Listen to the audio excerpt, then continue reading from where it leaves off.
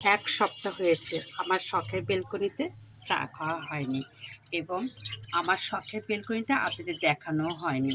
তাই ভাবলাম আজকে হালকা হালকা একটু রোদ উঠেছে, তবে মনে হয় না পুরা রোদ উঠবে।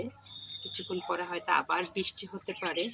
এই জন্য আমি চাটা নিয়ে আমার বারান্দায় চলে আসলাম। শুধু আমি একা আসিনি, আমার সঙ্গে আছে আমার মেয়ে।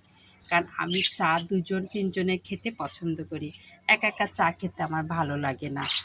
এই জন্য মেয়েকে জোর করে ঘুম থেকে তুলে নিয়ে আসছি আমার শখের বেলকনিতে।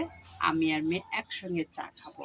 আর এই ফাঁকে আমি আমার বারান্দাটাও, আমার গাছগুলোকে আপনাকে দেখিয়ে দিব। দেখুন কত ফুল ফুটেছে আমার এই গাছটাতে, এই দেখুন সেই সুন্দর, সেই সুন্দর, এই দেখুন। আর এটা তো আমার প্রায় 1.5 মাস ধরে চলছে এই সৌন্দর্য।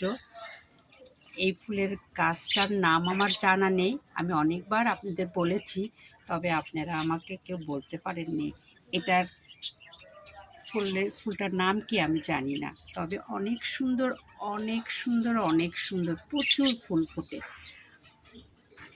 আমার ক্যাকটাস দেখুন, এই যে এগুলো সব নতুন লাগিয়েছি, তবে খুব সুন্দর হয়েছে। এর সঙ্গে পিস লিলি হয়ে চলে আসছে আবার নতুন করে, আগেরগুলো সব কেটে ফেলেছি। আবার দেখুন, এই দেখুন আমার টাইসন সোনা মায়ের আগে চলে আসছে চা খেতে। ও জানছে মা হলো চা বানাচ্ছে, ও বুঝে গেছে, এই জন্য ও দৌড়ায় চলে আসছে চা খেতে।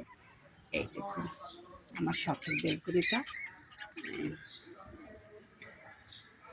আমার শখের বেলকনিতে বিড়ালের সাথে সাথে আমার শখেরও পাখি আছে। এগুলা অনেক পরিশ্রম, তারপরেও আমি এদের বাসা থেকে তাড়াই না। আমার পরিশ্রম হোক, কিন্তু এটা আমার শখ, আমার ভালোবাসা।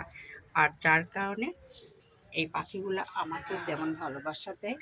আমার টাইসন সোনা দেখুন আমার আগে আগে চলে আসছে। আর আমি আসছি আজকে বেলকনিতে চা খেতে। শুধু আমি আসিনি, সাথে আমার মেয়েও আসছে।